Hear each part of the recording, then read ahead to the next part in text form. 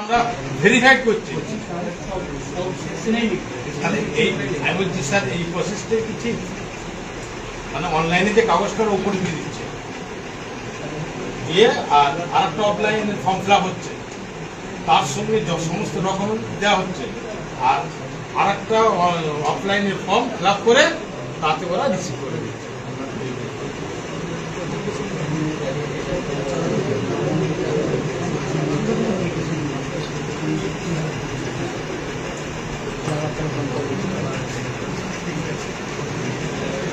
Process same, but আমাদের ল্যাবের পক্ষ থেকে স্পেশাল প্রসেস আছে। স্পেশাল বলতে আমরা এই যে এক পাতার এক পেজের যে অ্যাপ্লিকেশন পেজ, এক পেজের অ্যাপ্লিকেশন আমাদের না, আমরা প্রপার ওয়েতে অ্যাপ্লিকেশন ল্যাবের পক্ষ থেকে দেওয়া হবে।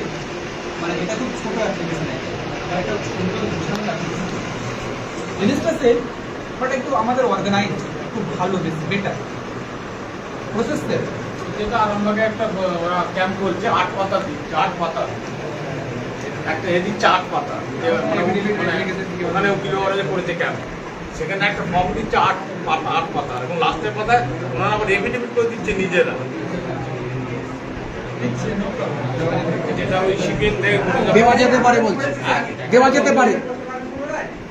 স্যার অনেকে অনলাইনে আবেদনটা করেছি, একজন একজন করে একটু সবাই প্রশ্ন উনি শুনবেন, একটু একজন একজন করে। আচ্ছা বলেন বলেন। অনলাইনে আবেদন করেছি, আপনি অফলাইনে করতে পারবেন? যদি আপনার প্রেয়ার পোর্শনে মেনশন করা থাকে যে আপনি ফিজিক্যাল ডকুমেন্টসের ডিইও বা ইআরও অফিসে জমা করতে চান, তাহলে কিন্তু আপনি পারবেন, আইদার কিন্তু পারবেন না, বাট ট্রাই করবেন যদি ডকুমেন্টস শুধু জমা দেওয়া যায়, প্রেয়ার পোর্শন না, অ্যাপ্লিকেশন না, কিন্তু ডকুমেন্টসের ক্ষেত্রে আপনি জমা একটা অ্যাপ্লিকেশন দিতে পারেন, বাট গ্রহণযোগ্য হবে না, সেটা আমরা জানি। যেটা এখন এই যে নিচ্ছে ওটা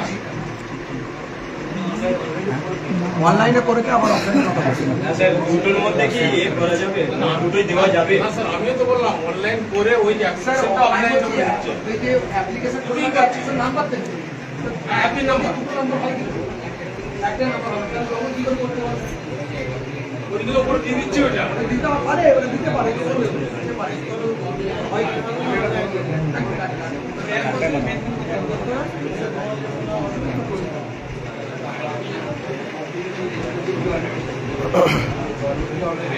এটা অফলাইনের ফর্ম। সবাই সবাই বলবে, সবাই বলবে, এক এক হবে।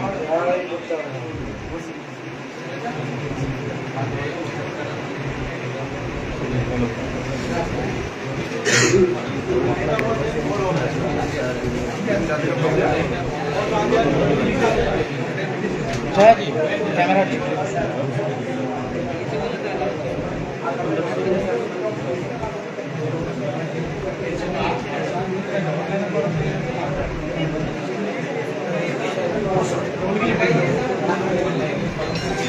বলুন বলুন, ওখান থেকে বলুন, ওখান থেকে বলুন।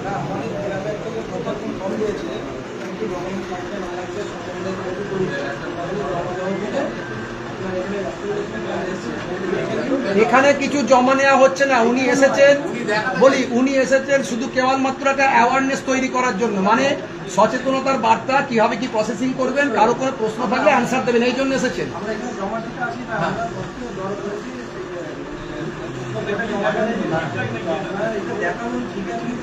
এখন সবাই প্রশ্নগুলো হয়ে যাক, পরে দেখাবেন, দেখানোর সময় লাগবে, আরো প্রশ্ন কারো যদি থাকে করে নি, অবশ্যই দেখাবেন, পরে দেখাবেন, তার বসেন বসেন। আর কার কোনো প্রশ্ন থাকলে করে নি।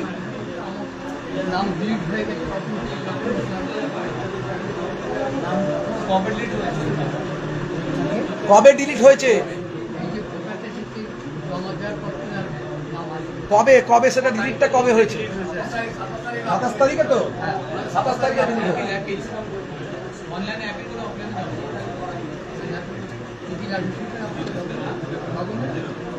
যা আছে আপনার নিজের নাম ছিল, আধার কার্ড দিলে, আধার কার্ড 2002 সালে নাম ছিল তো না, ওটার নাম খালি বাবার নাম ছিল, 2002 সালে বাবার নাম ছিল, আপনার নাম ছিল না, বাবার নাম ছিল, ভাইয়ের নাম ছিল, তার নাম আবার না আউট হয়ে গেল। আমার 76, 2002 আপনার নিজের নাম ছিল, আমার আছে, আমার ছেলেদের নাম আছে, মেয়ের নাম তার নাম। আপনার নাম 2002 সালে আছে? ম্যাপিং কাকে দিয়ে করিয়েছে? ম্যাপিং কাকে দিয়ে তাহলে কাগজটা করে দেন ওই আর যদি কারো প্রশ্ন থাকে আপনারা বলুন, যদি প্রশ্ন থাকে জিজ্ঞাসা করুন, তা নাহলে পেপার এনেছেন এগুলো দেখা হবে। আস্তে আস্তে সবাই হুড়োহুড়ি করবেন না। সবাই হুড়ুড়ি করবেন, একজন একজন প্রশ্ন থাকলে একজন স্যার আছেন এখন, থাকবেন, স্যার এখন থাকছেন, সবাই প্রশ্ন নেবেন।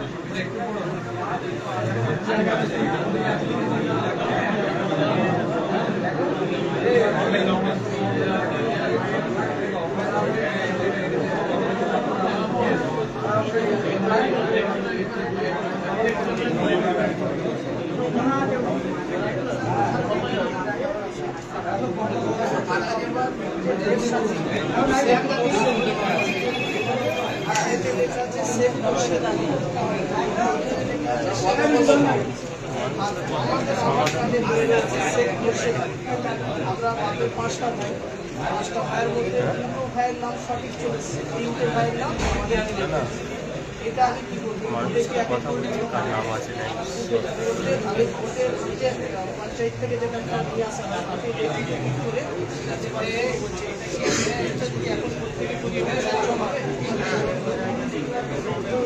প্রত্যেকে এফিডেভিটের কোনো জায়গা নেই বলছে। এখন মানে আমার বাবার নাম 2019 সালেও আছে, 1993 সালেও আছে, আমি সবই পেয়েছি।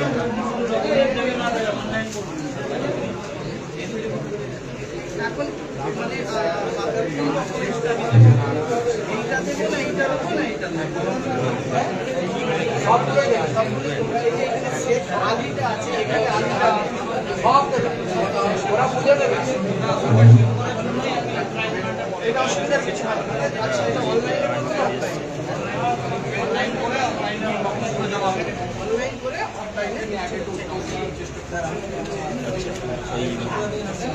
বুঝতে পেরেছি এই শরীফের ছবিটা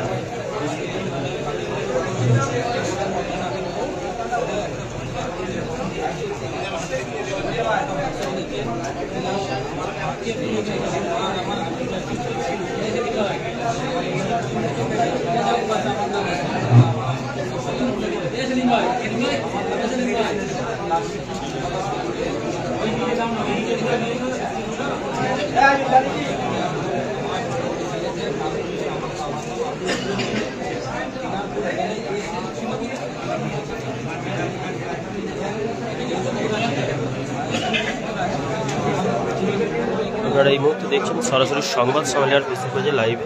মূলত এসআইআর যেসব ব্যক্তিদের নাম বাদ পড়ে গেছে, অর্থাৎ ডিলিট হয়ে গেছে, তাদের মধ্যে যে ভয় ভীতি বা আতঙ্ক কাজ করছে, সেই আতঙ্কার যাতে করে সমাধান হয় তারই কিন্তু সওয়াল জবাব, বা যাতে করে কীভাবে কোন পদ্ধতিতে গেলে তারা নাগরিকত্ব ভোটার আইডেন্টি কার্ড ফিরে পাবে বা ভোট দিতে পারবে, সেই সমস্ত বিষয় নিয়ে কিন্তু আলোচনা সভা হচ্ছে এবং তারা কীভাবে কী করে এই সমস্যার সমাধান হবে। হরিণখোলা দরবার শরীফে সকলে এসে উপস্থিত হয়েছে এবং তাদের সাথে কথাবার্তা বলছে যাতে করে এই সমস্যার সমাধান হয়। সেই ছবি আপনাদের দেখাচ্ছি সরাসরি সংবাদ সম্মেলনের ফেসবুক পেজে লাইভে।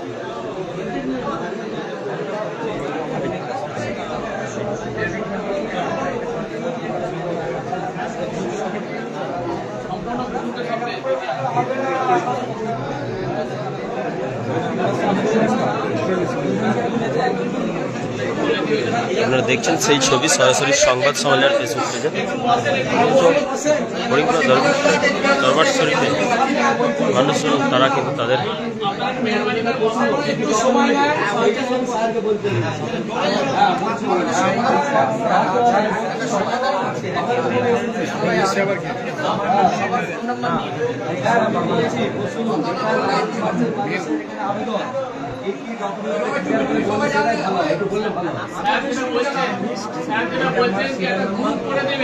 ওই হোয়াটসঅ্যাপের গ্রুপে আপনাদের যেটা প্রশ্ন সেটা পর্যন্ত এখানে দিয়ে দেওয়া হবে। আবেদন আর দেওয়া আছে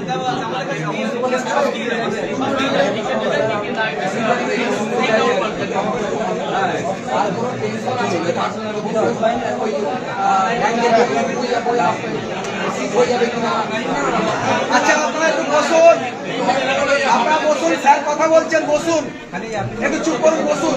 সামনে থেকে সরে আসুন, স্যার বলছেন। একটু বসুন, বসুন, চুপ করুন একটু। পরে শান্ত হন, বসুন। নয় এরপরেও সেখানে উত্তর দেবে না। আপনারা দেখছেন সেই ছবি সরাসরি সংবাদ সম্মেলন সবাই একটু কথা বলবেন। কথা বলতে হবে না, আমার কথা একটু সবাই একটু শুনুন প্লিজ।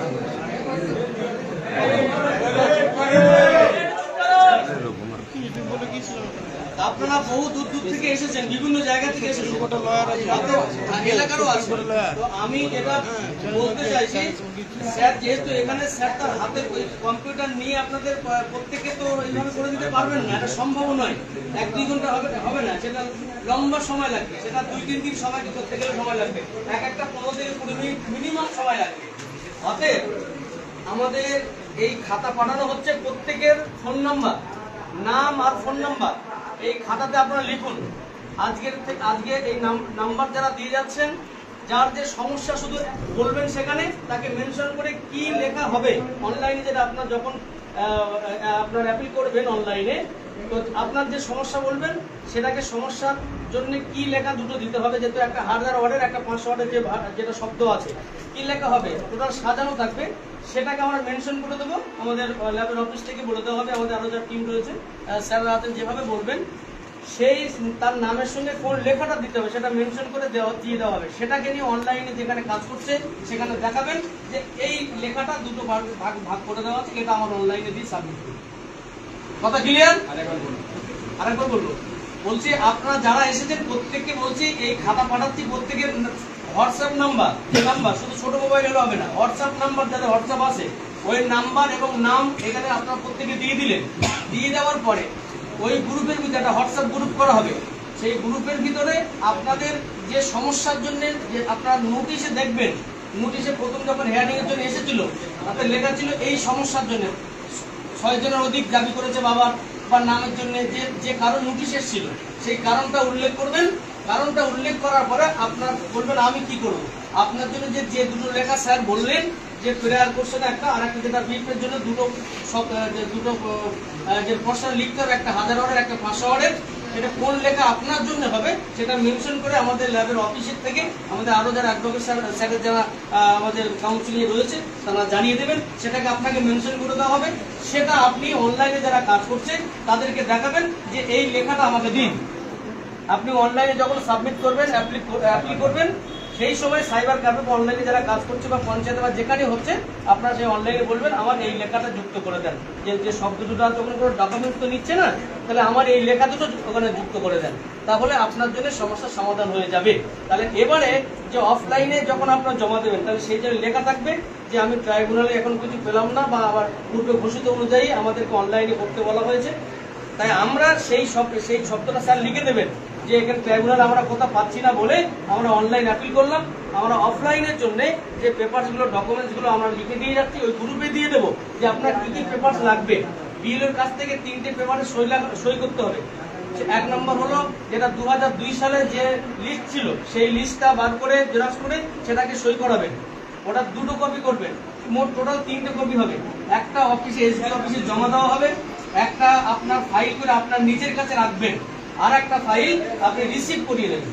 ঠিক আছে, নিয়ে তাহলে এবার যেটা আপনার কাছে থাকছে, যেটা আপনি জমাটা দিয়ে দিচ্ছেন, জমা দেওয়ার পরে আপনার যে রিসিভ কপিটা রেখে দিচ্ছেন, ওই রিসিভ কপিটা আপনি আলাদা ফাইল করে রেখে দেবেন। কারণ এখন দেখছেন 2002 সালে লাগছে, অনেক আগের লাগছে, এই 17 সালে আপনার 26 সালে লাগছে, ডিলিট হয়ে যাচ্ছে, কেন পরবর্তী দেওয়া না লাগতে পারে এমন কিন্তু ব্যাপার না। তাহলে একটা লিস্ট যেটা 2002 সালের, ওটা আপনারা কি করছেন, বিএলওর কাছ থেকে আপনারা সিগনেচার করে নিচ্ছেন। আর একটা হলো 26 সালের যে লিস্টটা আপনার নাম ছিল, সেই ভোটার লিস্টটা, ওটাও আপনারা বিএলওর কাছ থেকে সিগনেচার করিয়ে নেবেন। নাম্বার 3 যেটা আপনার অ্যাডজুডিকেশন এসেছিল যে পেজটা, ওই পেজটাকে জেরক্স করবেন, ওই পেজটা রাখবেন। আর ওই অ্যাডজুডিকেশনের প্রথম পেজ একটা আছে, যে কোন আপনার সিরিয়াল নাম্বার বা আপনার যেগুলো সব রয়েছে, ওটা প্রথম পেজ একটা আছে, ওই পেজটা সহ একটা সিগনেচার করে নেবেন। তাহলে টোটাল 3টে পেপারে বিএলওর কাছ থেকে সিগনেচার হবে। আর কি কি হবে ওই গ্রুপে আপনার কোন কোন পেপার 13টা সম্ভবত মনে হচ্ছে, আমি দেখে নিচ্ছি, ওই গ্রুপে দিয়ে দেওয়া হবে। ওগুলো আপনার যেগুলো পেপারগুলো থাকবে সেই পেপারগুলো আপনারা ওই অফলাইনে যেখানে জমা দেবেন অ্যাটাচ করে, এবং আমাদের এখান থেকে একটা ইয়ে করে দেওয়া হবে, অফলাইনের জন্য একটা ফরম্যাটও দেওয়া হবে। ওই ফরম্যাটটা আপনারা অনলাইনে ওখানে দেখাবেন, সেটাও আপনারা অনলাইন থেকে ওটাও করে নিতে পারবেন। তাহলে অনলাইন অফলাইন দুটো আমরা ফরম্যাট ওই গ্রুপে দেবো। আপনারা সেইভাবে নিজেরা যারা কাজ করার, যদি কেউ ওখানে থেকে থাকে অনলাইন অফলাইন তাকে বুঝিয়ে দেওয়া হবে। এখানে কম্পিউটার আছে, যারা বলবেন আপনাদেরকে দেখিয়ে দেবেন, 1-2 বার দেখিয়ে দিলে আপনারা নিজেরা বুঝতে পারবেন। যদি যেভাবে আমরা ভিডিওতে বলা হয়েছিল, যেখানে ভিডিওতে বলা হয়েছিল এখানে আমাদের ট্রেনিং দেওয়া হবে। যদি কেউ ট্রেনিং নিতে আসেন, যদি কেউ আপনারা বুঝতে চান, যারা আছে আপনাদের আপনি এসছেন তো আপনি এনার সাইবার ক্যাম্প আছে, উনি ভালো করে একটু বুঝিয়ে তাহলে দিলে ভালো হয়। স্যার এনাকে বুঝিয়ে দিচ্ছেন। আশপাশ থেকে যেহেতু লেকচারার্স অ্যাসোসিয়েশন অফ বেঙ্গল আমরা কিন্তু সর্বক্ষণ বলে দিচ্ছি ফ্রি অফ কস্ট। যেহেতু স্যার এসেছেন ভারতবর্ষের সর্ববৃহৎ যে আমাদের আদালত সুপ্রিম কোর্ট, সেখান থেকে আমাদের কিন্তু একটা টাকা নেয়নি। তাহলে আমাদের সেখান থেকে স্যার কিন্তু আমাদের এই সংগঠনের জন্য, সবটাই বিনা পয়সায়, আমাদের জন্য, সকলের জন্য, কিন্তু যে মানুষটাকে আপনার যেন সুপ্রিম কোর্টের লয়ারদের সঙ্গে কথা বলতে গেলেও টাকা লাগে, কেস আপিল তো দূরের কথা, ওনার পরামর্শ দেবেন তার জন্য ফিস লাগে। তাহলে সব কিছু নিজে অনেক ব্যস্ত, ওনার স্যারের জুনিয়র আছেন 20-30 জন, তাই সব জুনিয়ররা সব কাজ বুঝিয়ে দিয়ে আমাদের 2 দিন দিয়েছেন ল্যাবের জন্য। গতকাল উত্তর 24 পরগনা করেছিলাম, আজ হরিণপুরা দরগা শরীফে, আজই স্যার এখান থেকে রিটার্ন হয়ে চলে যাবেন। অতএব তাই স্যারের মূল্যবান সময় আপনারা শুধু এইভাবে অযথা প্রশ্ন করে, আপনারা অযথা যেগুলো খুব ইম্পর্টেন্ট, যেগুলো দরকার, দাঁড়িয়ে একবার করে প্রশ্ন করুন। একটা প্রশ্ন যদি করে থাকে আর একজন আপনার হয়ে যায়, সেই প্রশ্ন তৃতীয় আপনারা আর করবেন না। তাহলে খাতা পাঠাচ্ছি প্রত্যেকে, কি বললাম, নাম আর শুধু হোয়াটসঅ্যাপ নাম্বার, একটু দ্রুত আপনারা লিখে দেন। আজই আপনাদের গ্রুপ খোলা হবে, ওই গ্রুপে আপনাদের সমস্যার সমাধান করা হবে। আমরা ধরে নিই একটু নিয়ে আগে একবার বলে দিন না। যারা নাম্বার দেন তারা কিন্তু গ্রুপে অ্যাড হতে পারে, সবাই নাম্বারটা দিয়ে দেবেন, নাম্বার দিলে গ্রুপে অ্যাড হতে পারে। আপনারা দেখছেন সেই সরাসরি সংবাদ সম্মেলন ফেসবুক পেজে। মূলত হরিণখোলা দরবার শরীফে বহু মানুষ যে সমস্ত এসআইআরের ভোটার তালিকা থেকে নাম বাদ পড়েছে বা ডিলিট হয়েছে, তাদের কী করে সমস্যার সমাধান হবে, সমস্ত রকমভাবে সুপ্রিম কোর্টের স্যার বলে দিচ্ছে। আর কোনো ভয় আছে কিনা সেটাও বলবেন স্যার, যে কোনো টেনশন আছে কিনা। ঠিক আছে, আমি এটা অনলাইনটাও দিয়েছি, পাকা লোক সব বাদ রেখে দিবি, সব করে ফেলে সব করে ফেলে।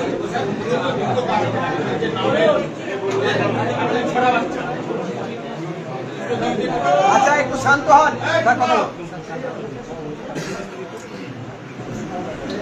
আচ্ছা, সব থেকে বড় প্রশ্ন একটা হচ্ছে, যাদের নাম ভোটার লিস্ট থেকে ইতিমধ্যে ডিলিট মুছে দেওয়া হয়েছে, তাদের কি তাদের সাংবিধানিক অধিকার থেকে বঞ্চিত হয়ে যাবে? তারা কি ডিটেনশন ক্যাম্পে যাবে? তাদের ব্যাংক অ্যাকাউন্ট বন্ধ হয়ে যাবে? তারা কি জমি রেজিস্ট্রি করতে পারবে না, বা কিনতে বা বিক্রি করতে পারবে না? বড় প্রশ্ন।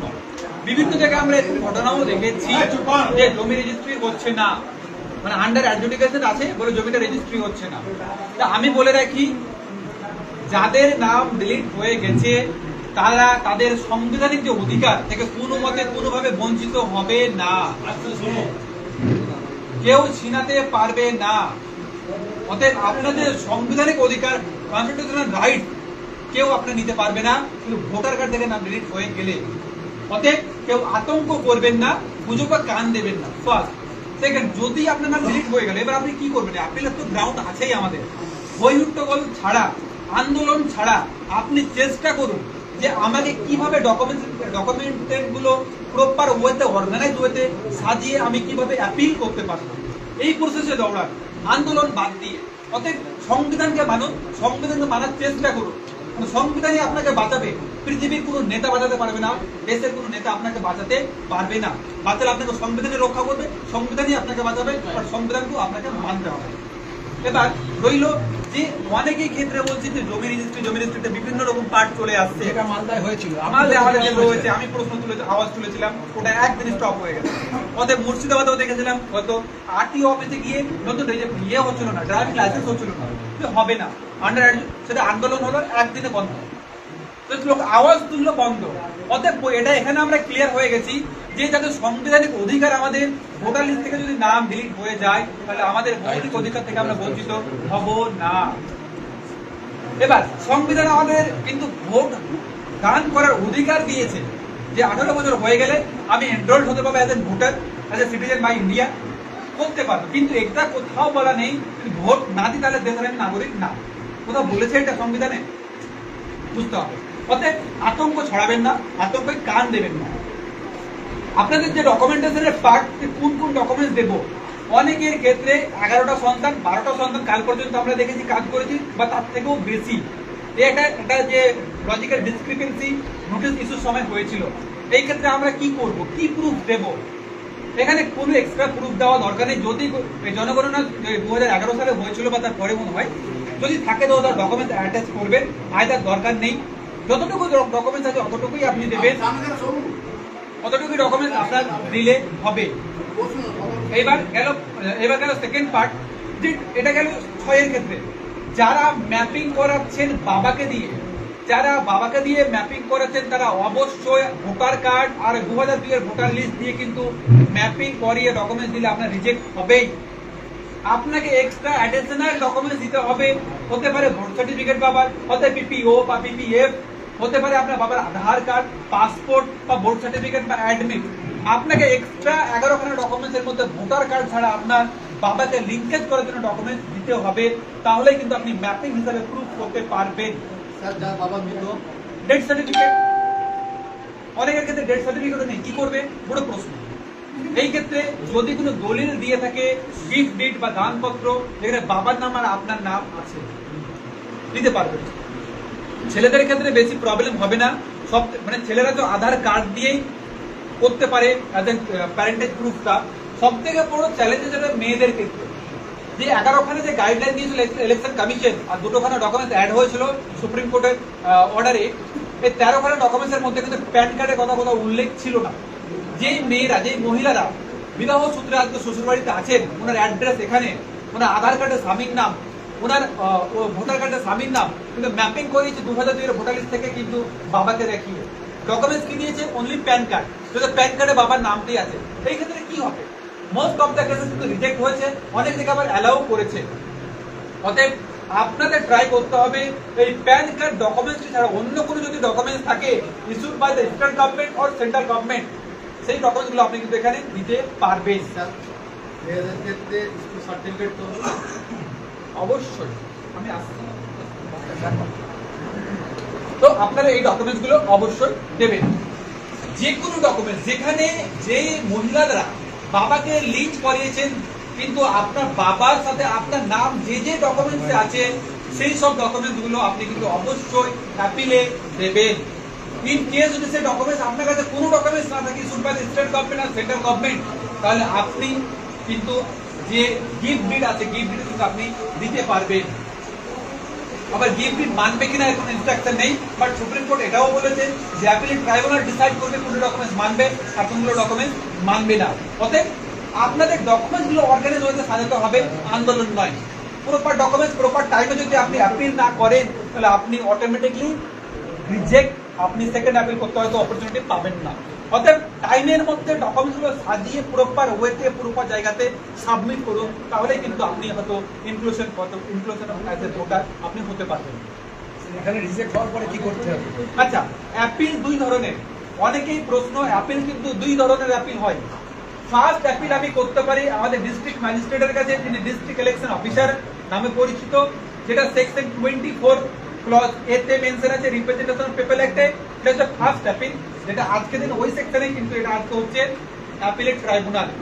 ট্রাইব্যুনাল থেকে যদি আমি রিজেক্ট হয়ে যাই, আমার কাছে আরেকটা অপশন থাকছে সিইও, চিফ ইলেকটোরাল অফিসার বা chief election officer West Bengal, ওনার কাছে আমি সেকেন্ড অ্যাপিল করতে পারি section 24 clause B of representation of people অ্যাক্টের আন্ডারে। অতএব আপনাদের প্রপার ওয়েতে যদি আপনি কাজ করেন, আপনার নাম যদি ডকুমেন্টস থাকে নিশ্চয়ই আপনার নাম উঠবে, এটা আমরা অ্যাসিওর করতে পারি ল্যাবের পক্ষ থেকে। ডকুমেন্টস যদি না থাকে তাহলে তো কাউরই অপশন নেই, তাহলে আপনার লাস্ট এন্ড অপশন যদি আপনি সব রেমিডি এক্সস্ট হয়ে যায়, তাহলে আপনাকে হাইকোর্টের দরজা খটখটাতে হবে। তাতেও যদি না হয় সুপ্রিম কোর্টের যাওয়ার জন্য আমরা রেডি আছি ল্যাবের পক্ষ থেকে আপনাদের জন্য। যদি আপনাদের নাম সেকেন্ড অ্যাপিল থেকেও ডিলিট হয়ে যায় বা রিজেক্ট হয়ে যায়, ল্যাবের পক্ষ থেকে আমরা অ্যাসিওর করছি ফ্রি অফ কস্টে আপনাদের জন্য, জনগণের জন্য, জনস্বার্থের উদ্দেশ্যে আমরা সুপ্রিম কোর্ট পর্যন্ত আপনাদের জন্য যাব।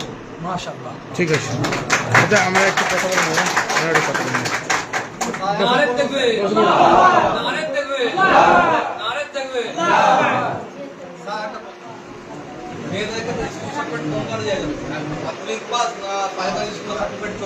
Only board certificate, board certificate में कहाँ देवे ना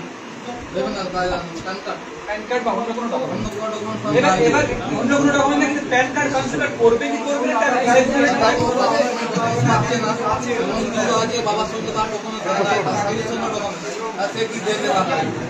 এখানে আমি রিপিট করছি, আবার রিপিট করছি, এক মিনিট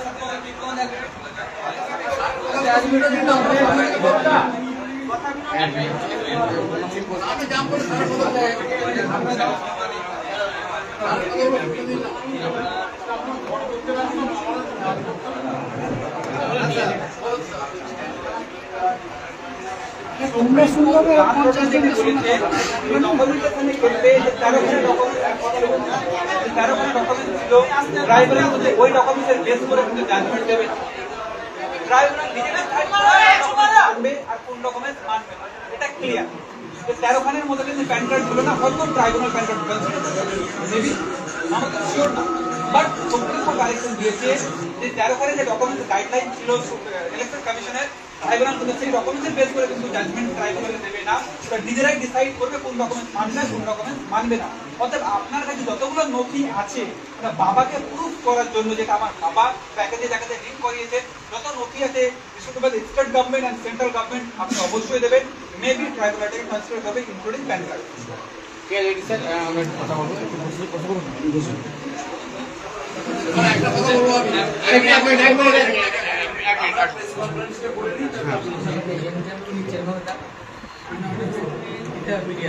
সামনে যাবে যখন বলো সেদিকে ফোকাস করবে।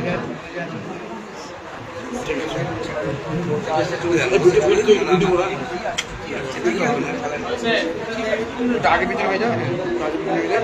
হ্যাঁ বলছি স্যার এদিকে বলছি, আমরা যেটা দেখতে পাচ্ছি যে এসআইআর শুরু হওয়ার পর বহু মানুষের নাম, এখানে কোনো হিন্দু মুসলিম বিষয় নেই, আমরা যেটা দেখতে পেয়েছি যে এসআইআর এ বহু মানুষের নাম বাদ গেছে, তারা কিন্তু প্রত্যেকে আতঙ্কে রয়েছে।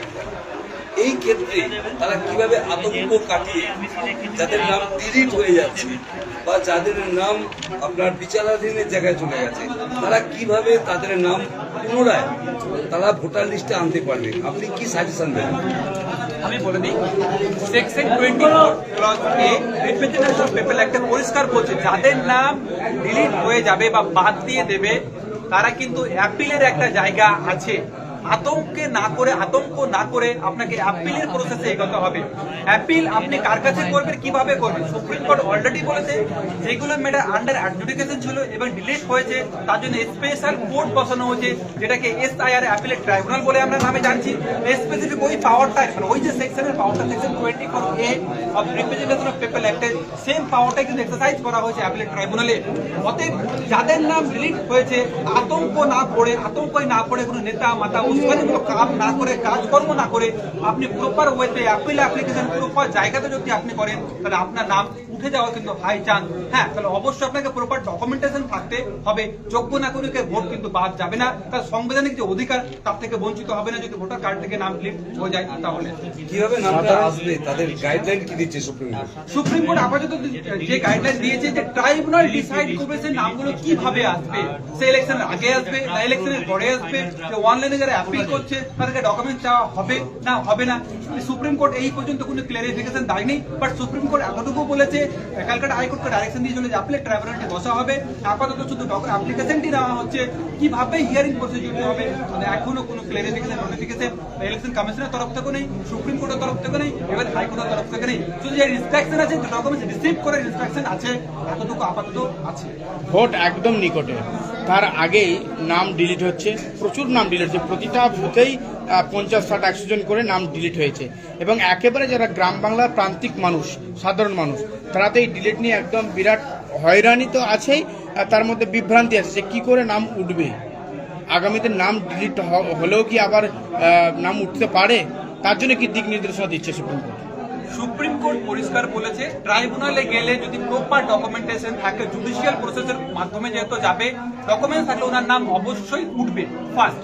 সেকেন্ড, আমি ট্রাইব্যুনালে গেলাম কিন্তু আমি ভোটের এই বছরে ভোট দিতে পারলাম না, ইলেকশনে ভোট দিতে পারলাম না, এটা কিন্তু বড় প্রশ্ন যে আমি যদি ভোট না দিয়ে যদি ফাদার যদি নাম আমার উঠে তাহলে আমি হয়তো যোগ্য ভোটার হয়তো হব না। এটা পুরোটাই ভুল কথা।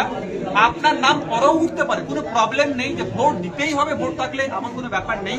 কারণ সুপ্রিম কোর্ট যে ডাইরেকশন দিয়েছে যে ট্রাইব্যুনাল গঠন করার, এতগুলো অ্যাপ্লিকেশন ট্রাইব্যুনালে পড়েছে যে ইলেকশন হওয়ার আগে বা ইলেকশনের আগে আগে ট্রাইব্যুনাল কমপ্লিট করা মনে হয় না সম্ভব। যদি সম্ভব হয়ে উঠে আর ট্রাইব্যুনাল যদি সাকসেসফুলি কমপ্লিট হয় তাহলে অবশ্যই তাদের নামগুলো ইনক্লুড হয়ে যাবে, তারা ভোটও দিতে পারবে। অনেকেই এটা বলছে যে 2002-এর লিস্টের নাম বাবার নাম আছে কিনা।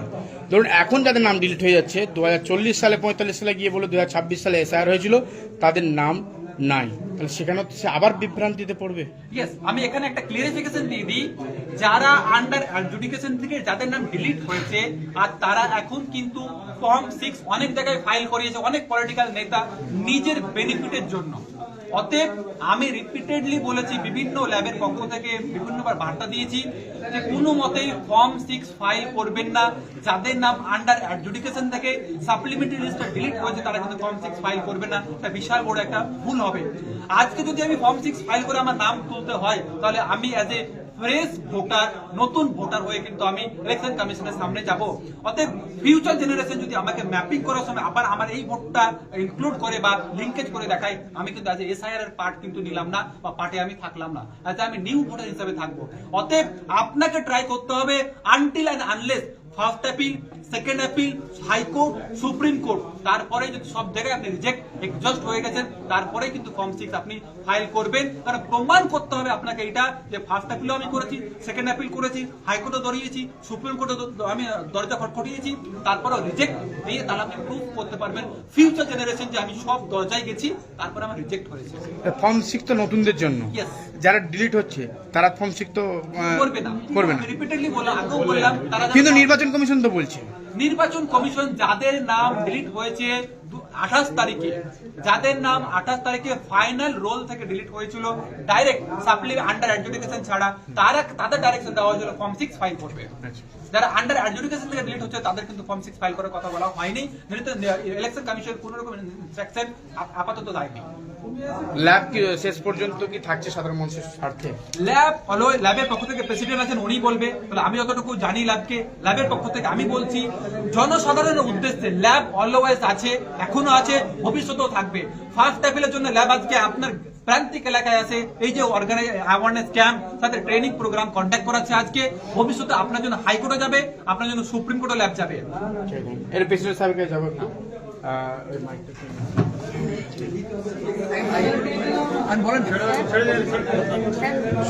সংক্ষেপে বলবো, আমরা সংক্ষেপে জিজ্ঞাসা করবো, অসুবিধা নেই। এদিকে রাখো,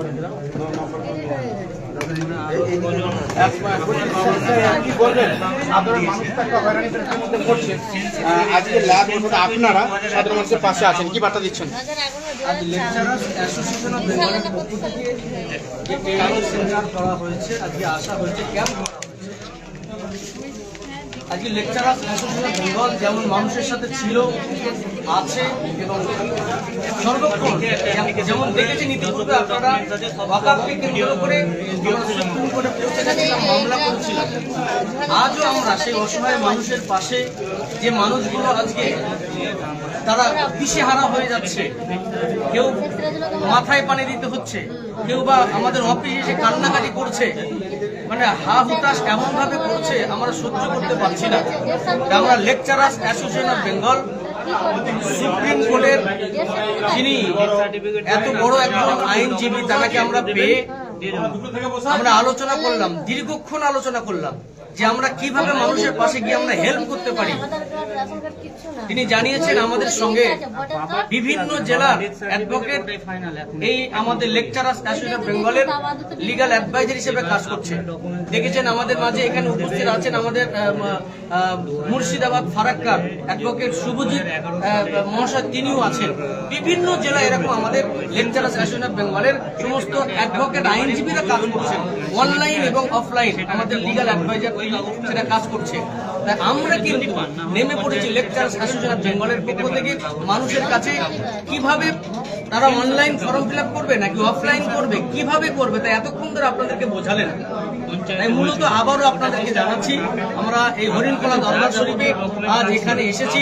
আমাদের লেকচারার্স অ্যাসোসিয়েশন অফ বেঙ্গলের সম্মানীয় অবজারভার প্রেসিডেন্ট মহিবুল্লাহ হোসাইনি ভাইজান, তিনি তানার দিক নির্দেশনা তিনিও বলবেন, এবং আমি আমার থেকে এটা জানিয়ে দিলাম, আজকে ঘোষণা দিচ্ছি, আপনারা কেউ হতাশাগ্রস্তর ভিতরে থাকবেন না, কেউ ভয় পাবেন না, আতঙ্কিত হবেন না, আতঙ্ক ছড়াবেন না।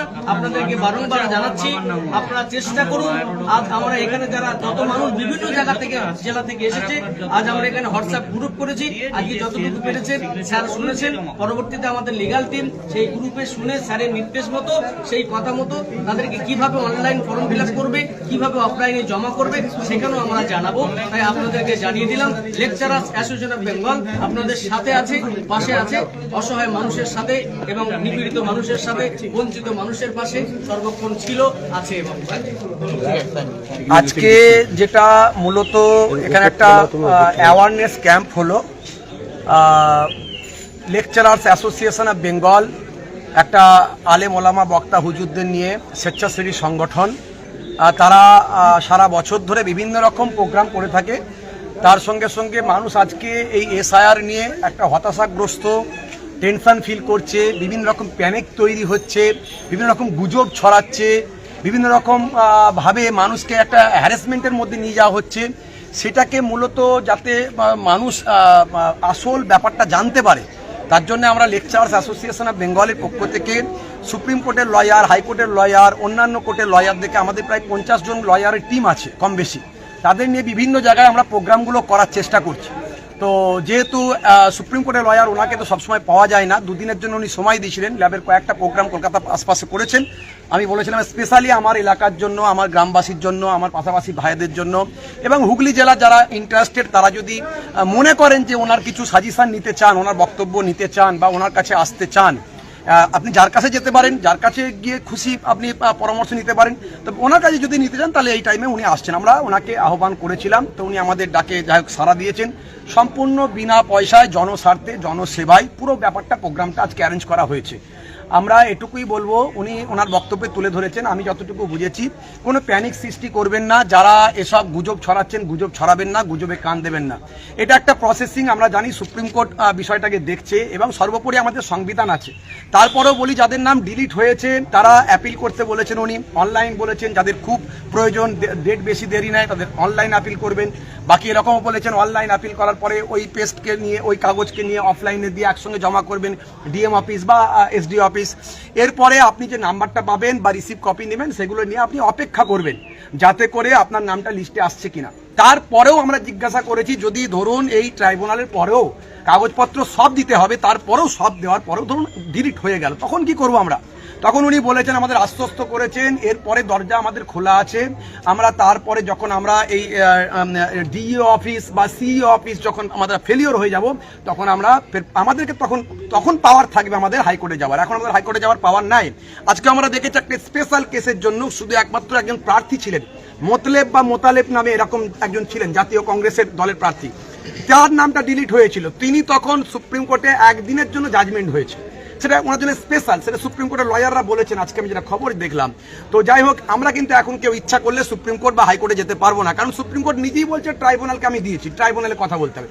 ট্রাইব্যুনালে যখন আমরা ফেলিওর হয়ে যাব পার্ট 1 পার্ট 2, তারপরে আমাদের জন্য ওনারা বলেছেন আমরা বিনা পয়সায় বিনা কোনো এতে একবারে স্বতঃস্ফূর্তভাবে লেকচারার্স অ্যাসোসিয়েশন অফ বেঙ্গলের তত্ত্বাবধানে আমাদের লয়াররা বলেছেন যে হাইকোর্টে অ্যাপিল করবেন, তারপরে যদি ফেলিওর হয় সুপ্রিম কোর্টে অ্যাপিল করবেন। এরপরেও বলেছেন যে কোনো প্যানিক ছড়াবেন না, আপনার নাম ডিলিট হয়েছে মানে আপনার ব্যাংক অ্যাকাউন্ট সিজ হয়ে যাবে, এই হয়ে যাবে, ওই হয়ে যাবে, জমি রেজিস্ট্রি করতে হবে, মানে মানুষ তো পেরেশান হয়ে যাচ্ছে, ভয় পেয়ে যাচ্ছে। ওনারা বারবারই লয়াররা বলছেন এরকম কোনো আইন নাই। আপনি সবচেয়ে শেষে ফর্ম 6 তো আছেই, এখন ফর্ম 6 যারা সাপ্লিমেন্টারি লিস্টে যাদের নাম ডিলিট হয়েছে তারা ফর্ম 6 ফিল আপ করবেন না, যারা 28 তারিখের লিস্টে ফর্ম ডিলিট হয়েছিলেন তারা ফর্ম 6 ফিল আপ করবেন। পুরো ক্লিয়ারলি কথাগুলো বলেছেন উনি, লয়ার সাহেব, সুপ্রিম কোর্টের লয়ার। আমি ওনার কথাগুলো রিপিট করছি, বাই রিপিট, আমি নিজস্ব কোনো কথা বলছি না, যেটা আপনারা সকলেই শুনেছেন। উনি বলছেন যে সাপ্লিমেন্টারি লিস্টে যদি ডিলিট হয়ে থাকে আপনারা এটা ফর্ম 6 ফিল আপ করবেন না। যখন টোটালি সব জায়গা থেকে আপনি ডিলিট হয়ে যাবেন, ইভেন যদি আপনি সুপ্রিম কোর্টে আপনাকে ডিলিট করে তখন আপনি নতুন ভোটার হিসেবে অ্যাপ্লাই করবেন। আর আমরা সকলেই জানি যে ভারতবর্ষে জন্মগ্রহণ করেছে সে বাই বার্থ ভারতের নাগরিক, এ ব্যাপারে কোনো ডাউট নাই, কোনো সন্দেহ নাই। আমি এটুকুই বলবো, এটা একটা অ্যাওয়ারনেস প্রোগ্রাম ছিল। আমাদের প্রেসিডেন্ট সাহেব সম্মানীয় আব্দুল্লাহিল মারুফ আমিনী সাহেব ওনার প্রচেষ্টায় এবং আমাদের লেকচারার্স অ্যাসোসিয়েশন অফ বেঙ্গলের উদ্যোগে আমরা লয়ারদেরকে নিয়ে এসে হরিণখোলা দরবার শরীফের সহযোগিতায় আজকে এই প্রোগ্রামটি করতে পারলাম। আমার এলাকার ভাইয়েরা, জনহিতকর মানুষেরা, সব সমাজসেবী মানুষেরা আছেন এখানে, সব বিশিষ্ট ব্যক্তিরা আছেন, ওনাদের নিয়ে আরো বিভিন্ন জায়গা থেকে, সারা হুগলি জেলার বিভিন্ন ডিস্ট্রিক্ট থেকে মানুষজন এসেছে। ধন্যবাদ। শীততাপ নিয়ন্ত্রিত অত্যাধুনিক রেস্টুরেন্ট ময়ূখ রেস্টুরেন্ট। এখানে পাবেন চাইনিজ, পোলাও, বিরিয়ানি, তন্দুরি সহ সমস্ত রকম খাবার। এছাড়াও কাস্টমারদের সুবিধার্থে হোম ডেলিভারির বিশেষ ব্যবস্থা রয়েছে। পাশাপাশি যে কোনো অনুষ্ঠানের জন্য ভাড়া দেওয়া হয়। আমাদের ঠিকানা থানাকুল হেলান সংলগ্ন তিলক চক। Phone number 8617492616 9732162360। সেরা খাবারের স্বাদ পেতে আজই আসুন ময়ূখ রেস্টুরেন্টে।